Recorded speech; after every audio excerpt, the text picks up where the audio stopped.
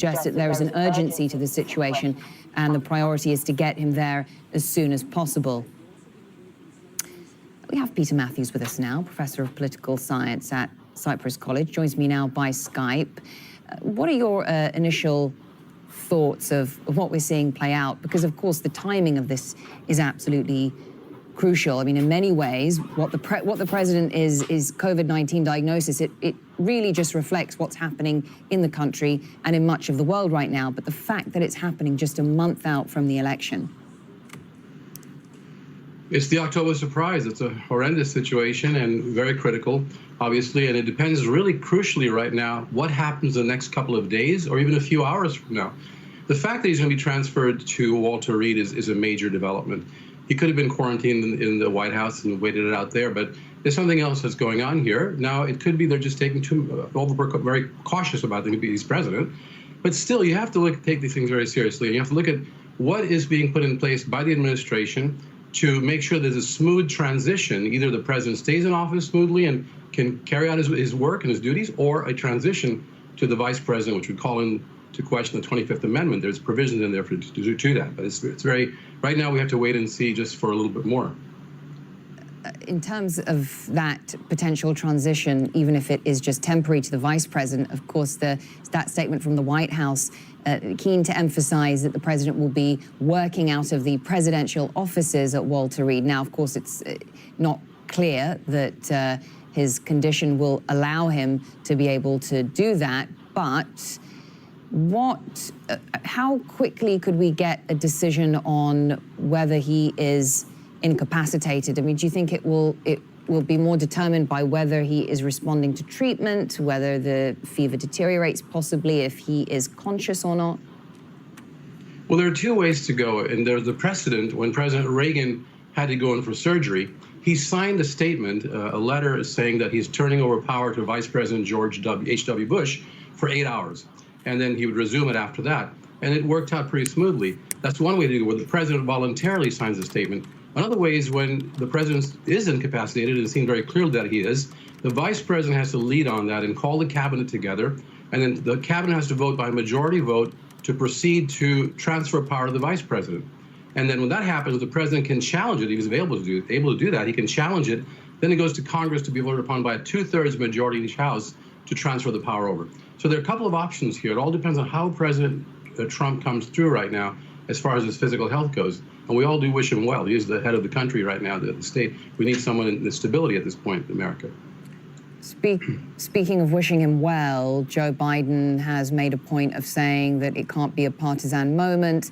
Everyone needs to come together. They're taking down any negative ads of the president after his COVID-19 diagnosis. What do you make of the way he's playing this? I think it's very prudent by candidate Biden. I think it's going to help him to do it this way. There's probably no other way. If he continues those ads, it just complicates matters and it throws gasoline on the fire. We have a president right now who could be ailing, and to have these negative ads, I don't think it would really be helpful to Joe Biden's campaign. So I think it was a good, prudent move, and it could actually help him in the medium run. We'll see what happens then. But the key right here is to make sure that any kind of change or transition has to be flow very smoothly, because the United States has given to the world, this from the very beginning of President Washington's office, 8 years in office, when George Washington could have stayed on and become president for life, he didn't do it.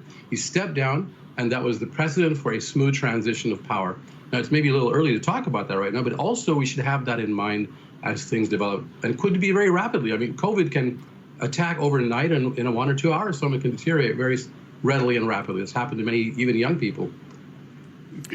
Yes, exactly. What's fascinating about this virus is that it isn't just one single set of symptoms that plays out in the same way. It can really vary depending on whether a person has any pre-existing conditions, depending on age, sex, and other things. Now, of course, with President Trump, based on his lifestyle, his gender, his age alone, medical experts have suggested there is a vulnerability to the virus. But the other thing that will cause some concern is that he was seen at campaign rallies, shaking hands, no social distancing, not wearing a mask. Will this come as a surprise to many people there in light of that? I think most people would say that watching his behavior and how he was just ignoring all the precautionary principles, and then with Hope Hicks, she was his right-hand woman, as I say. She was someone who was with him every day practically, giving him advice on policy, on procedure, and she was right next to him, and they were not wearing masks in many cases, most cases. You saw even Jared Kushner and Hope Hicks and others walking along to Marine One with no masks, a couple of feet from each other. The president's been holding rallies with 35,000 people at a time, many of them not wearing masks, and he was bragging about that. It's just incredibly ironic. This president who just neglected to take this seriously from the beginning and to actually come down and say at the beginning in February, when he found out the seriousness of this, to say we have to start massive testing, massive contact tracing, and massive quarantining. He didn't do that.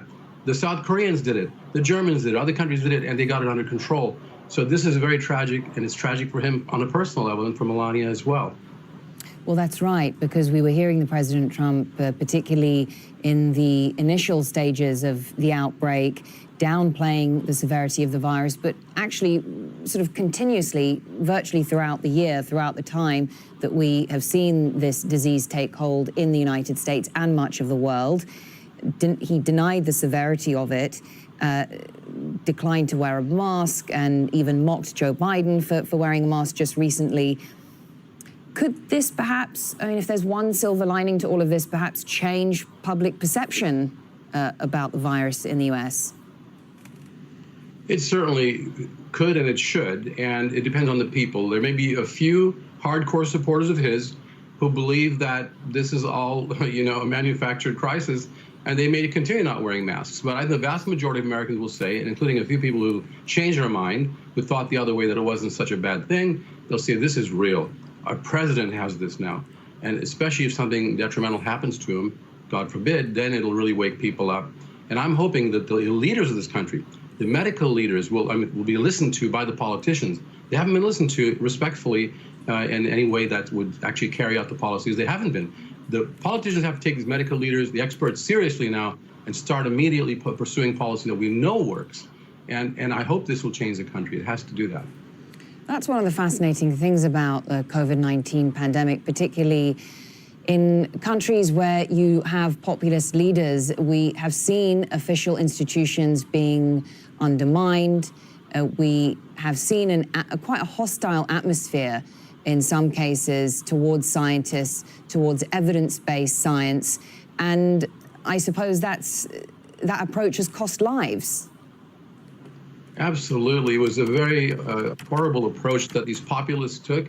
Bolsonaro in Brazil, President Trump, people, I think some of the Eastern European people, dictators or leaders who did that, they didn't pay attention to the scientists, the evidence, the reasonable and rationality of the whole approach that should have been there wasn't there. And it's been a tragic consequence for the people in these countries. The Brazilian rate is huge, and so is the American one, the highest in the world. Brazil's, I think, number 3 right now. And this has to be taken seriously, and other countries have done that. Look at South Korea. They only have about 400 deaths in South Korea, even despite the fact that they have 57 million people. The U.S. has 6 times as many people as South Korea, but it has 10 times as many deaths. That, in other words, we have 200,000 deaths.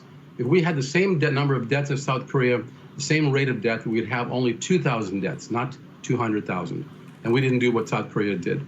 We should be learning from other societies and countries that actually worked it, where science was king or queen. And we should be doing that right here. And I hope this will change things. Is it likely to, though? I mean, what we're seeing now is quite unprecedented for a president to potentially be incapacitated, but certainly to be unwell in this way not long before the election. But before this happened, before President Trump's diagnosis with COVID-19, did you get a sense that there was an awareness of how other countries were coping with the virus in terms of widespread testing and contact tracing, and perhaps a dismay with the way in which this administration has dealt with it? No, and I'll tell you why. Because the person at the very top, President Trump, should have been at the forefront of educating the people, of telling them the truth about this, and going on all media, including not just cable news, which a lot of people watch who are intellectually, involved with these things, but the regular common public had to hear from the top leaders that this is serious, and here's the science behind it, and here's how you fix it, and they should have gone and filmed South Korea, investigated countries like Taiwan who got this under control, and shown it, documentary, to the American people, the millions of people who didn't believe it. I didn't get the sense that things were changing. In fact, we were going backward. Our numbers went down in June, they started rising back up in July and August. And they're opening schools up, the K-12 children in schools right now. And this is something where there have been thousands of infections. Children some of them may be asymptomatic, but yet they can carry it to their parents. And that's an example of this offhanded attitude that started from the top all the way through the society. And I think it's about time some of these politicians in Congress speak up as well, if the president won't do so. Yeah, I guess what's interesting, what's really been a challenge there in the US is that given the country's size and its fragmented federalist system, there's been a very inconsistent approach to the virus across the country, which on the one hand makes sense because you will have different hotspots at different times, but it seems as though Washington really abdicated responsibility. It really did, and that was the Achilles heel to decentralize government, in a sense, got a national federal government in a lot of 50 states and then local counties. But that could have been coordinated much better if we had leadership at the very top. Look at the Federal Republic of Germany. Germany has a federal system with many states, and yet the federal government and the state governments coordinated, act as a unified team in doing massive testing, massive contact tracing, and massive quarantining at the beginning, and they kept their numbers down. And of course, there's some resurgence there, but that's to be expected. But the numbers per thousand are far lower than here. We could have done it differently. It didn't take a unitary system like South Korea or like Taiwan, although those systems were able to work very efficiently more quickly. But we could have done it. It has to do with leadership, not a lack of inspiration and leadership at the top, and just disbelief and just denying science. That's the real problem. All right, Professor. Well, thank you very much. Hope we can talk again because it's going to be a busy night. So it would be good to pick your brains again. But for now, thanks very much. Appreciate it. Want to get back to Esther Chu, emergency physician. She's been very good to stick with us as well throughout this breaking news story. Esther, tell me, how would you, from the scant information that we have, that the president has a mild fever, that he is being moved to the Walter Reed Medical Facility, then a slightly contradictory statement from the White House saying that the symptoms are mild. If you could paint a picture of the president's current condition right now, how would you describe it if you had to? Well, I think the real question is, are we doing for President Trump what we would do for anybody else, which is monitor him closely, and then when symptoms seem to be escalating, or his signs and symptoms couldn't be managed at home, we move him to the hospital. So is simply the movement to the hospital some indicator that things are not going well? And those things could be something like he's starting to feel short of breath. He's starting to feel the respiratory symptoms of COVID. He's needing a little supplemental oxygen. He's showing signs that he may need to escalate to more serious care over the next few days. So I think for an ordinary person, the decision to go to the hospital would be very concerning because you can manage most typical viral symptoms of mild disease or even moderate disease at home. On the other hand, this is not an ordinary person. And so this is someone we're going to take a tremendous abundance of caution with. So it may be that he's having regular early viral symptoms, low-grade fever, maybe a little bit of a hoarse voice. Somebody noticed that when he was on his campaign trail, the fatigue, maybe body aches, things that we all know are just kind of typical viral symptoms. But because he's COVID positive and we know this can develop into more serious disease, particularly with somebody of his demographic profile, they are deciding to just bite the bullet, move him over rather than waiting to see if he needs it. That way he has access to every treatment he could possibly need over the next week or so. Yeah, as you say, the demographic profile is an important one. Of course, President Trump has not disclosed his medical records throughout his presidency, so there is a lack of information there, but nonetheless, from what we know, he could be particularly vulnerable to this. And it's not just the fact that he's a male, 74 years old, possibly obese, certainly overweight, but he's